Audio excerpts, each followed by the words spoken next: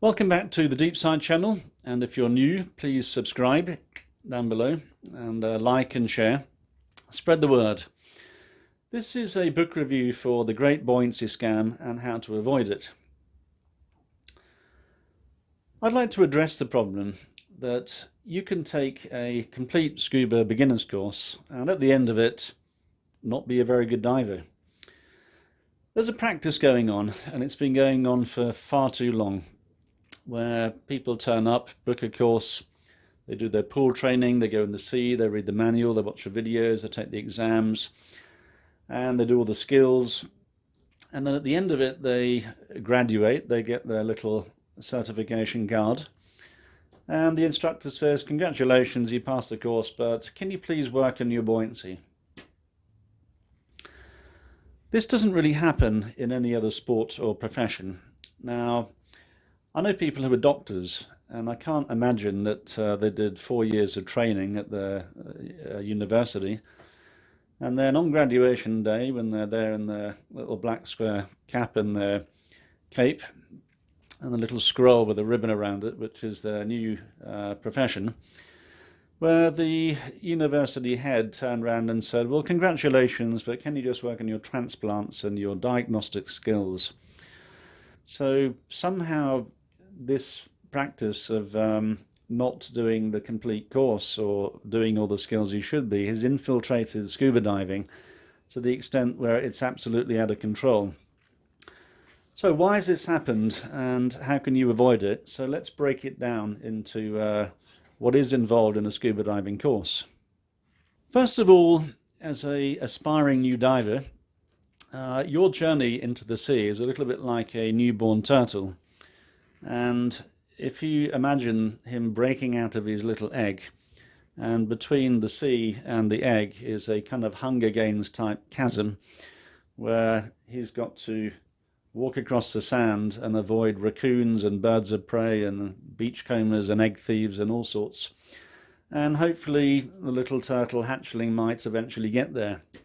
Well, you have a similar journey, because between you and the deep blue sea are holiday companies, tour operators, training agencies, dive centres, instructors, and hopefully you can navigate these successfully and get the best out of it so that you can become an accomplished diver and gain certification. We need all these people, and they're very good. We need our planes, holidays, hotels, instructors, dive centres to provide all the logistics, the transportation, the tuition to keep you nice and safe and entertained. Occasionally it all goes wrong and things don't work out as you've intended, because if you did a Google search or a YouTube search, maybe that's how you found this video now, you will be hit by many representatives of the ecosystem that is the diving industry. So for example, we don't just make this stuff up as we go along. We need to be trained through recognised agencies, and there are many. You have national ones, global ones, and they set the standards. How deep can we take you? How many people in your class are we allowed to have? What subjects do you need to learn to be properly trained? What environments do you train in? And typically it's made up of manuals and training materials and videos.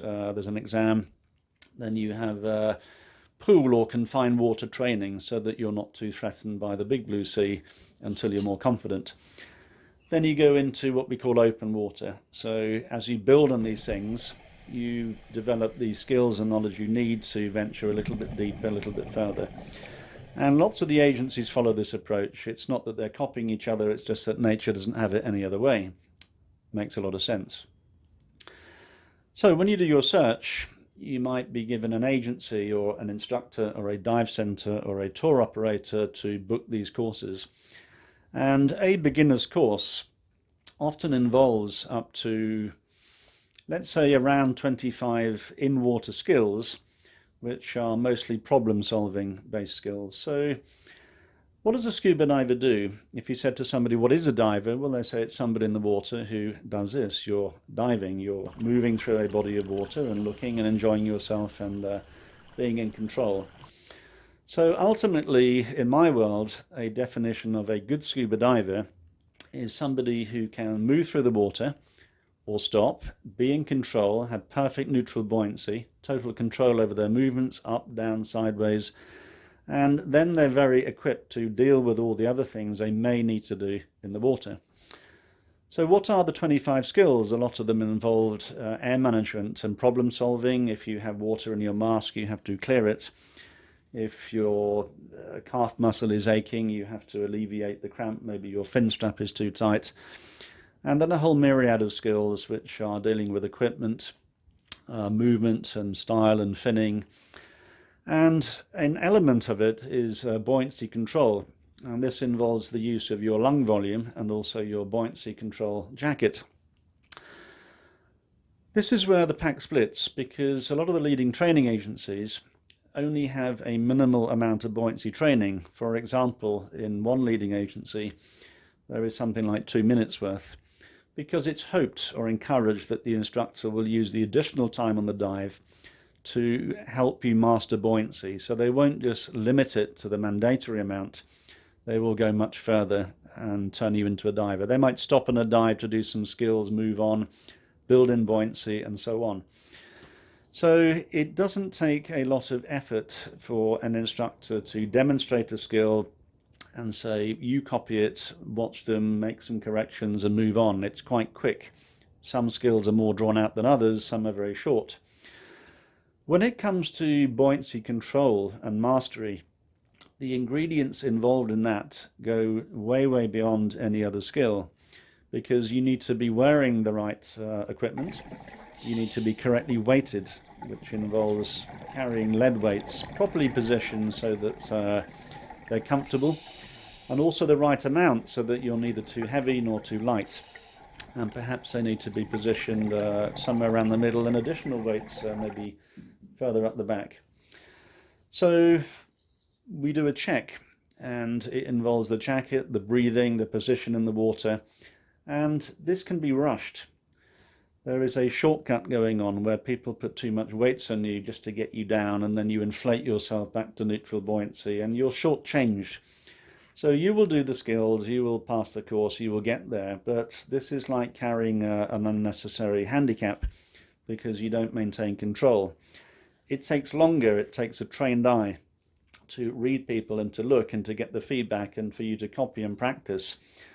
And maybe there's a big class, they're stuck for time, they've only rented the pool for a while and they want to rush it through. Yet you tick the boxes, you get the other skills done. So sometimes you have the illusion of a complete course. You're busy, you've done the skills, you've read the books, you've been in the sea, and maybe over the week it's taken you 40 hours. So you have the appearance and the illusion of a complete course, but at the end of it, you can't dive very well. So this is what I've identified, and I've seen this practice creep in over many, many years, and I call it the Great Buoyancy Scam. But more importantly, how can you avoid it? Read the book. It's not an instructional step-by-step manual. There's lots of instructional material, but it's a very, very good supplement and a tool for new divers, even existing divers, to maybe correct some damage that's been done before or prevent it happening. Because even if you do have slightly substandard instruction in these areas, by having this knowledge, you can also do your bit. And at this point, I will say you cannot learn to dive on the internet or from a YouTube video. So my book and this video is a supplemental tool to allow you to have that direct supervision from a sanctioned instructor and dive center and to get the most out of it. You can spot the tricks, you can go on to improve, because like any other sport, profession or anything, you do your basic training which comes with its materials. But then you must be encouraged to read more, subscribe to magazines and read books like mine. So they're not replacing instruction, they're adding to it. And this is a direct link for you, the viewer, the reader, the diver, to have a link with me, the instructor. I've been doing this for over 20 years. I've got around 10,000 dives in the pools, lakes, rivers, oceans of the world, and in that time I've trained around 2,000 divers at all levels, from beginner to advanced to rescue to professional, and even deep trimix. So in that time I was able to hone these skills and read people. It's not just what's written in the book and what you apply, but the feedback you get, the questions people ask, the questions they don't ask, but you can see. And when you have an eye for it, you over time you prevent problems before they happen, and a huge amount goes into buoyancy control. So by spending the extra time in the beginning of getting you nice and neutrally buoyant, and so that you can make those correct assessments and adjustments, you will save a whole lot of time for the rest of your years. I hear many a diver complain about, oh, I'm really bad on air and I need a bigger tank, and I only do a half an hour dive, because they think it's just them. The instructor maybe told them, work on your buoyancy. So you finish the course, you're not a very good diver, you're not in control, and you're told to work on work on my buoyancy by myself? Or are you going to give me more instruction and help me work on my buoyancy? Or do I have to go out and guess? It doesn't happen in any other sport. You get half the tuition, you can't do something. Well, never mind, go out and practice, even though it's already bad, because you'll just compound that. And where do they think they're going to get this information from? They haven't done their job. You're being shortchanged. This practice has to end. It's just absolute nonsense. And as I said, it doesn't exist in the medical profession or driving or the military. Somehow scuba has managed to allow this ridiculous practice to go on for far too long. So I'm calling it out. It's totally not necessary. You don't need anything else. There's no special tools or stuff you need to bring in for this to be done. It's simply devoting the time and the deliberate actions of perfecting buoyancy, and it's easy. It's a piece of cake. There is nothing you can't do with the right instruction, the right adjustments, and the right practice under a watchful eye and repeating. Because once you become really, really neutrally buoyant and in control, you can never undo this. You can't forget it. You can't lose the ability. And I've seen divers who've had years of a layoff, and then with a little bit of, like a scuba review or a refresher and adjustments, they're right back in. It's the old expression, ride on the bike. So this is something very easily attainable. And I made this point in the book that it's your birthright. It's your right as a paying customer and a student on the course, is to come away as a good diver. The instructor, if he says to you, go away and work on your buoyancy, you say, no, you work on my buoyancy. That's what I'm paying for. That's what I'm paying for. That's your job, and that's my right. So the book is, it covers a lot. It's way more than the buoyancy control issue. So it shows you how to navigate the diving industry, because, as I said, on a YouTube or Google search, I want to be a scuba diver, or scuba lessons, or scuba beginner courses, and up comes many different representatives of the diving industry.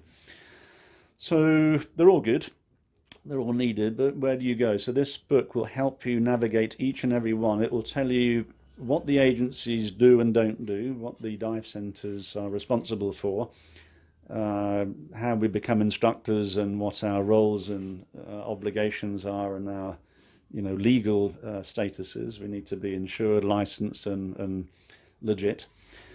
And also what's involved in a beginner's course, and also what you can do after it.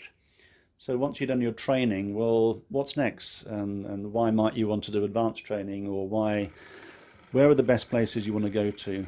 And how do you get there safely? How you can spot substandard services when, as a newbie, you wouldn't really know what's right, or you don't know that you don't know. So this will help you, give you a massive head start before you enter this world. And that's my job. This used to be done for us very nicely. Good dive centres had good instructors, a bit like in horse racing. You have the stable and the jockeys, and it's everybody working together.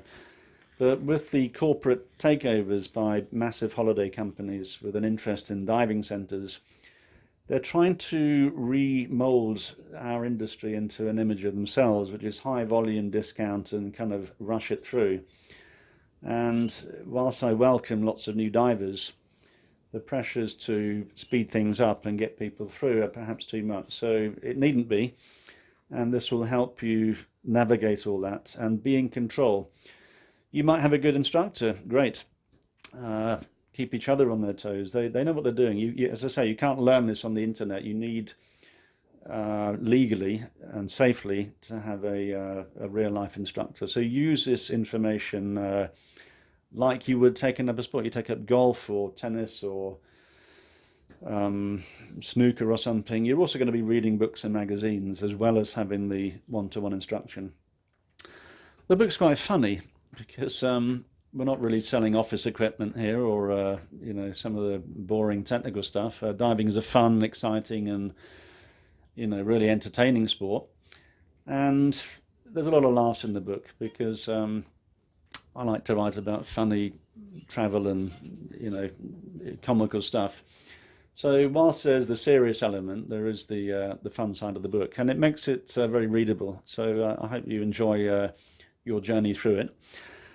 The book also covers medical considerations. A lot of people book a diving holiday, they go out there, and then they're told, well, you can't dive because there's a precluding medical condition. Very rare.